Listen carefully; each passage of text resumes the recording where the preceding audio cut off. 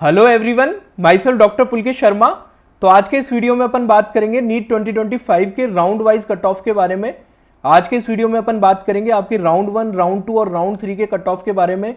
NEET 2025 में आपका round wise cut off क्या रह सकता है, कैटेगरी वाइज कट ऑफ क्या रह सकता है, हर राउंड में कट ऑफ किस तरीके से नीचे जाता है, किन फैक्टर्स पे आपका कट ऑफ डिपेंड करता है, हर राउंड की आपको इंपॉर्टेंस समझ में आएगी। अभी तक आपने सुपरफिशियली रूल्स को समझा है, मैं आपको प्रैक्टिकल एग्जाम्पल के थ्रू किस तरीके से बच्चों का माइंडसेट होता है, किस तरीके से किस राउंड में कितनी सीटें आ सकती हैं, किस तरीके से किस राउंड में आपका कट ऑफ कितना नीचे की तरफ आप एक्सपेक्ट कर सकते हो और क्यों जाता है ये कट ऑफ नीचे, वो सारी चीजें मैं आपको आज के इस वीडियो में बताऊंगा।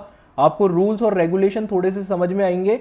आज के इस वीडियो के बाद में आपको ये पता लग जाएगा कि आपको 15% ऑल इंडिया कोटा और 85% स्टेट कोटा की काउंसलिंग को कैसे बैलेंस करके चलना है। ये सारी चीजें आज के इस वीडियो में मैं डिटेल में डिस्कस करूंगा, तो वीडियो प्लीज पूरा देखिएगा। अगर आपने नीट 2025 का एग्जाम दिया है और आप काउंसलिंग में अपीयर होने जा रहे हो तो वीडियो को कंप्लीट देखना।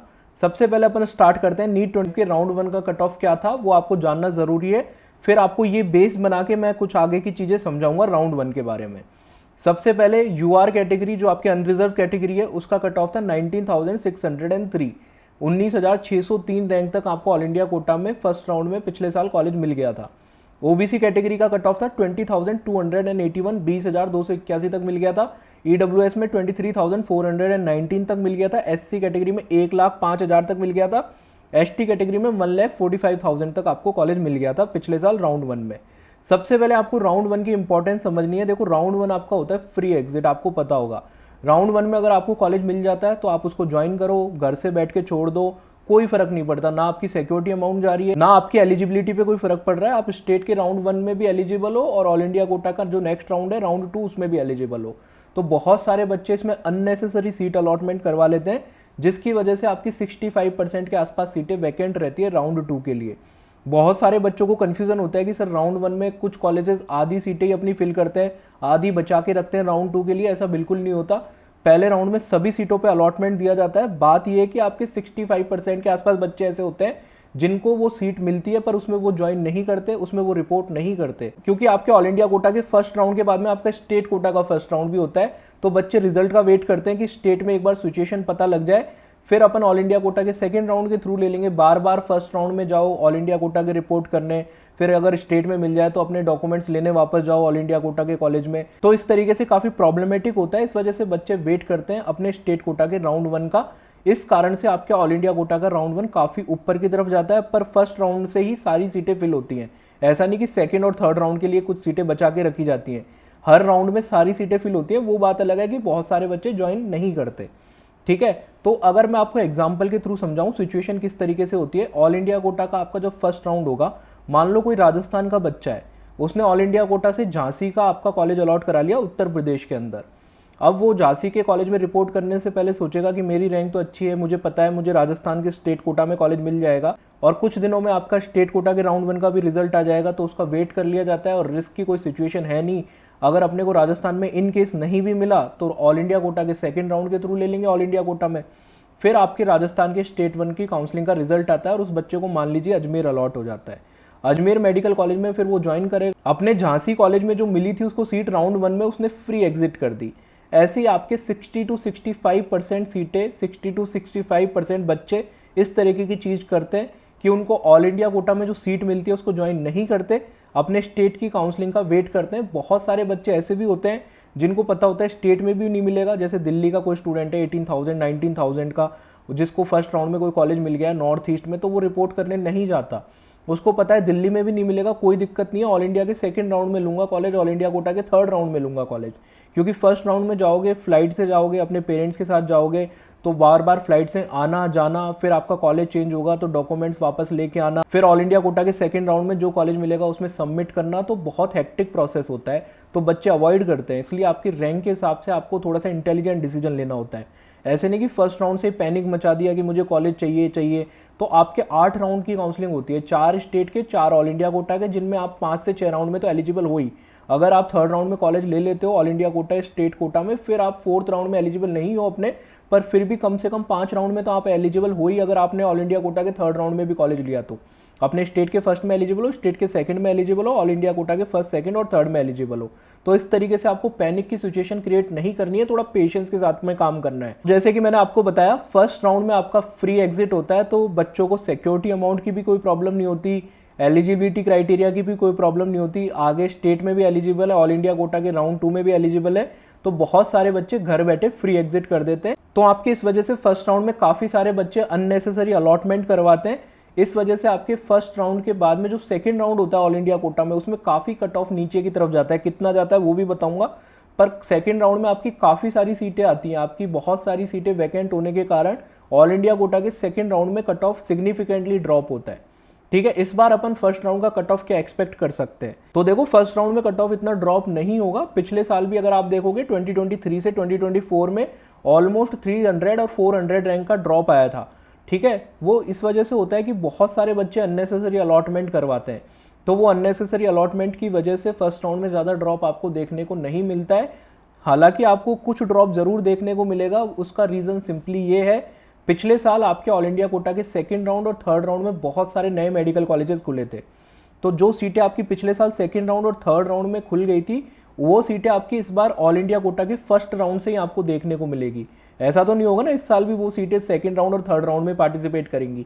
आपकी वो सीटें फर्स्ट राउंड से इस साल पार्टिसिपेट करेंगी, जिसकी वजह से पिछले साल में जो आपकी ऑल इंडिया कोटा के राउंड 1 में सीट्स थी, उससे ज़्यादा सीटें आपकी इस साल ऑल इंडिया कोटा के राउंड 1 में डेफिनेटली होने वाली हैं।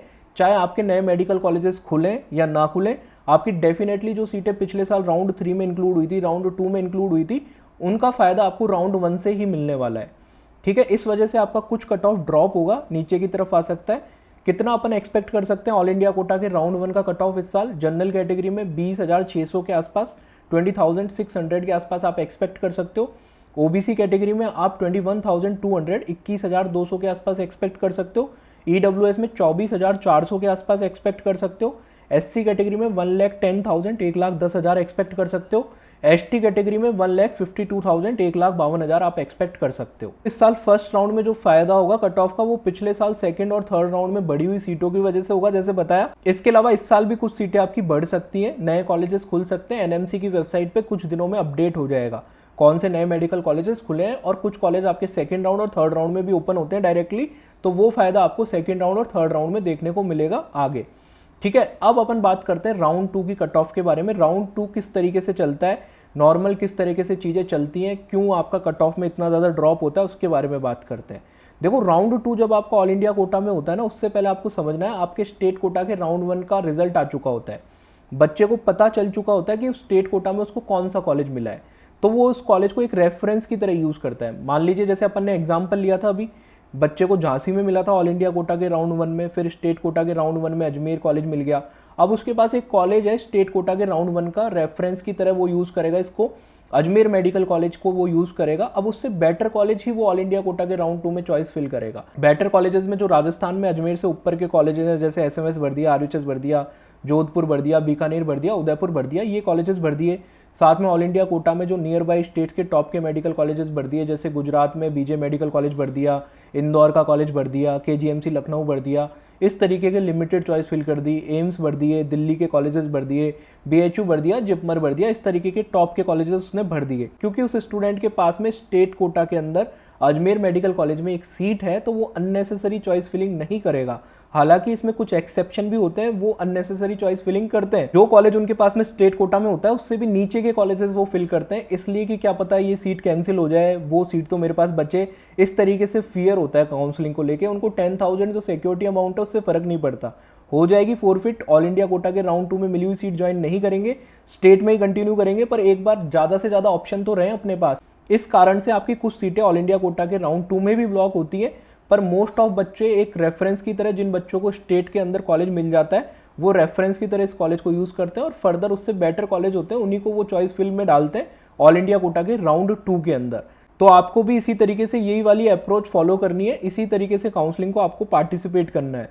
बहुत जगह आपने काउंसलिंग के अंदर देखा होगा, आपको रैंडम तरीके से चीज़ें बताते हैं, ठीक है, कि आप इन कॉलेजेस को प्रीफर कर लो, आपकी रैंक के हिसाब से पिछले साल कौन से कॉलेज मिले थे सिर्फ वो भर दो। इस तरीके से काउंसलिंग नहीं होती, आपको टॉप से बॉटम का सीक्वेंस फॉलो करना है। आपको नहीं पता इंडिया के अंदर इस बार बच्चे किस कॉलेज को ज़्यादा प्रीफर कर रहे हैं, किस स्टेट के बच्चे ज़्यादा हैं, आपको सॉफ्टवेयर बनने का काम नहीं करना, आपकी रैंक के हिसाब से ऑटोमेटिकली बेस्ट कॉलेज मिल जाएगा आपको।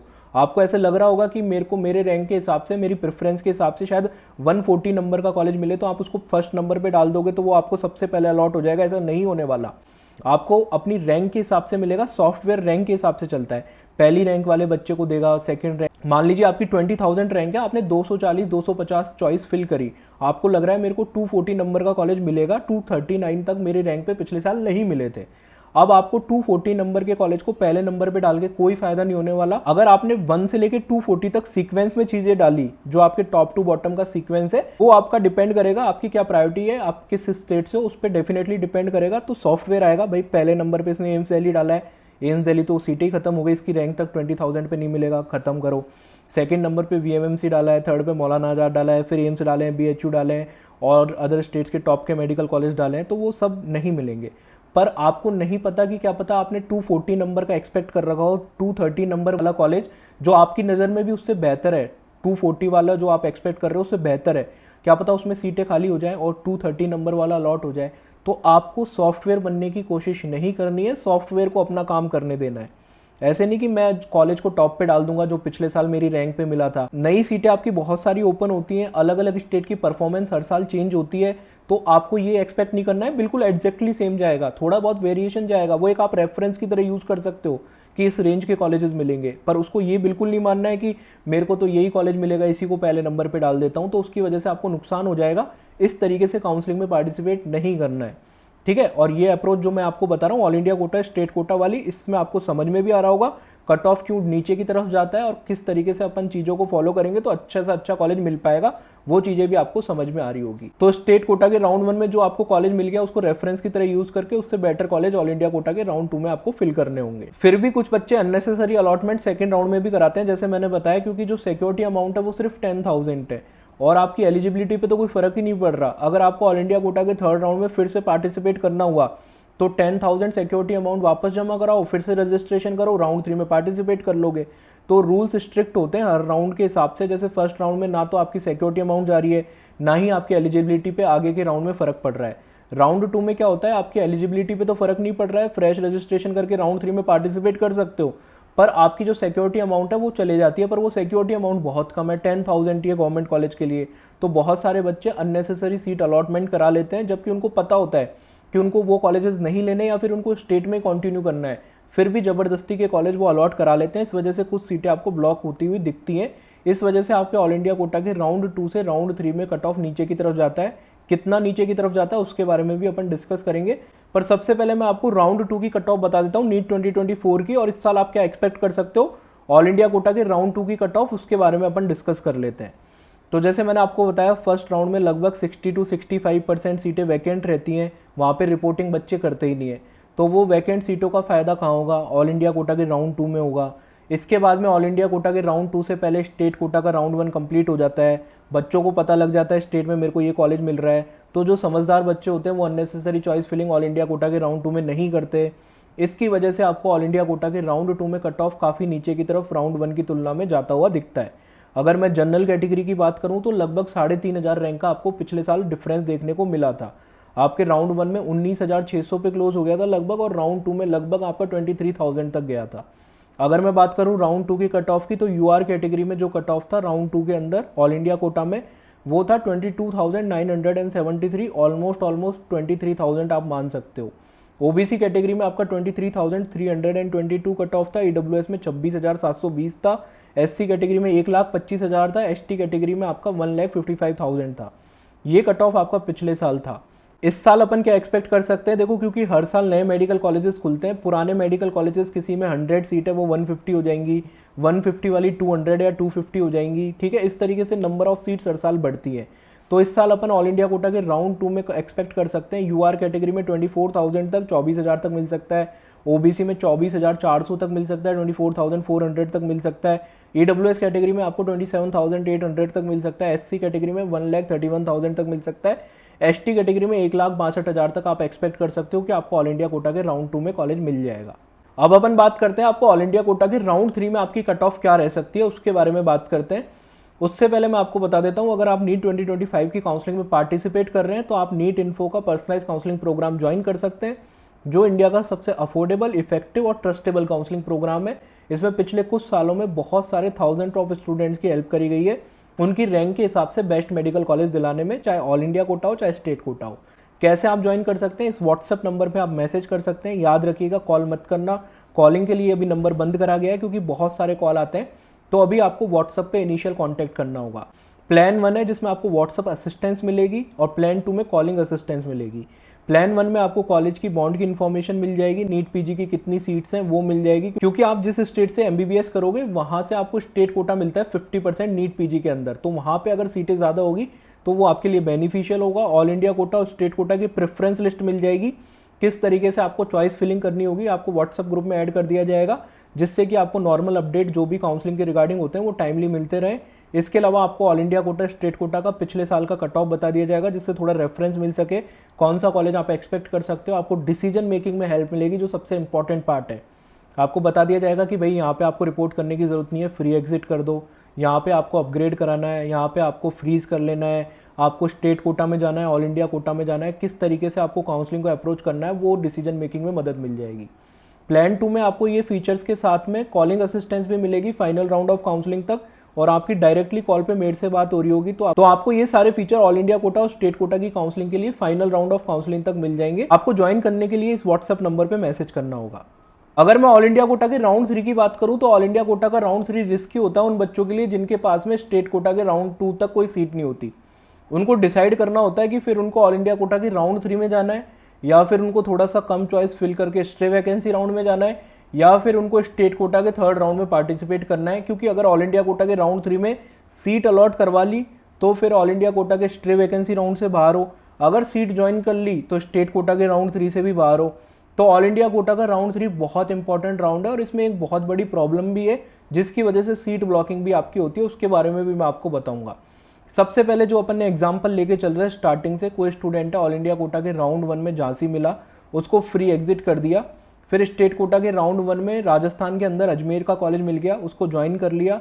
ऑल इंडिया कोटा के राउंड 2 में उसने सिर्फ टॉप के कॉलेजेस भरे थे, कोई कॉलेज मिल नहीं पाया, इस वजह से ऑल इंडिया कोटा में नो अलॉटमेंट।